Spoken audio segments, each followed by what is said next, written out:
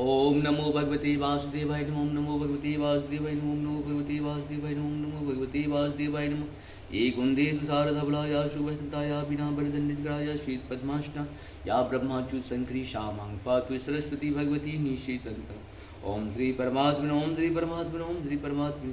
जय हिंद जय भारत। आप सबका स्वागत है। मैं रामनेश आपसे निवेदन करता हूँ चैनल को सब्सक्राइब करें, लाइक करें, शेयर करें। सत्य के साथ, सनातन के साथ, धर्म के साथ, विचार के साथ, बुद्धि के साथ, विश्वास के साथ, परंपरा के साथ, विरासत के साथ, अपनों के साथ, परायों के साथ, सत्य के साथ, सनातन के साथ, धर्म के साथ, संस्कृति के साथ, सभ्यता के साथ, संस्कार के साथ, राष्ट्र के साथ, दुनिया के साथ, पृथ्वी के साथ, समुद्र के साथ, अग्नि के साथ, वायु के साथ,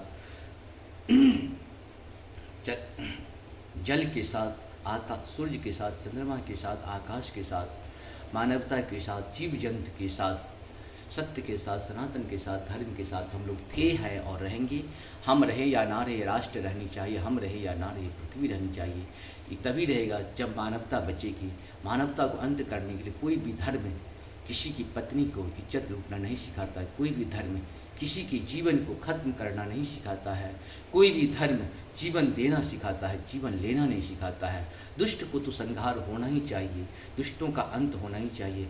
किसी की इज्जत लूटना कोई धर्म की परिभाषा नहीं हो सकती है। किसी का घर जला देना किसी धर्म की परिभाषा हो ही नहीं सकती है। किसी को अंत कर देना, 5 लोग 10 लोग मिल करके एक योद्धा का अंत करना, ये भी धर्म नहीं है। तभी तो दुर्योधन को अपने पाप का फल मिला था, वैसा फल मिला था। आप लोग महाभारत देखें, आप लोग रामायण देखें, रामायण सुने, महाभारत सुने, क्या था? धर्म और अधर्म की ही लड़ाई थी, ज्ञान और अज्ञान की ही लड़ाई थी। और आज भी वही चीज़ चल रहा है। अधर्म को तो नष्ट होना ही है, लेकिन धर्म को क्षति पहुंचाने का प्रयास करता है। लेकिन क्षति तो होती है, तो स्वाभाविक है। आंधी तूफान आती है तो टूटा हुआ या बिखरा हुआ घर होता है वो टूट ही जाती है, लेकिन मजबूत घर कभी नहीं टूटता और कभी नहीं टूटेगा ये धर्म। शुरू करते हैं आज हम लोग श्रीमद्भागवत गीता की अध्याय 5 के 10, 11 और 12 दोहा को पहले संस्कृत भाषा में, बाद में इसका हिंदी अनुवाद सुनेंगे। ब्रह्माणाध्याय कर्माणि शांग त्वक्त्वा करोति यः लिप्यते न स पापेन पाद्या पत्र निवामयसा। अर्थात जो व्यक्ति कर्म फलों को परमेश्वर को समर्पित करके आसक्ति रहित होकर अपना कर्म करता है, वह पाप कर्मों से उसी प्रकार अप्रभावित रहता है जिस प्रकार कमल पत्र जल से अस्पृश्य रहता है, जल से अस्पर्श रहता है। कायेन मानसा बुद्ध्या केवलोन्द्रियैरपि योगेन कर्म कुर्वन्ति शांग त्यक्त्वा शुद्धये।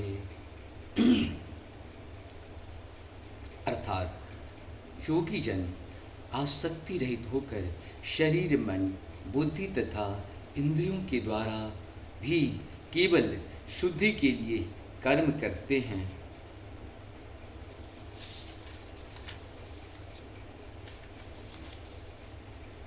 अयुक्तः कर्मफल त्यक्त्वा शान्तिमानोपनिष्ठिकीम् आयुक्तः कामकारेण फले सक्तो विबध्यते। अर्थात निश्चल भक्त शुद्ध शांति प्राप्त करता है। शक्ति वह समस्त कर्म फल मुझे समर्पित कर देता है, किंतु जो व्यक्ति भगवान से युक्त नहीं है और जो अपने श्रम की फलकामी है, वह बंध जाता है। इस प्रकार से हम उनका ये 13 तक पूर्ण हुआ। आप सबको बहुत बहुत धन्यवाद। जय श्री हरि, जय श्री हरि। नारायण नारायण, विष्णु हरि।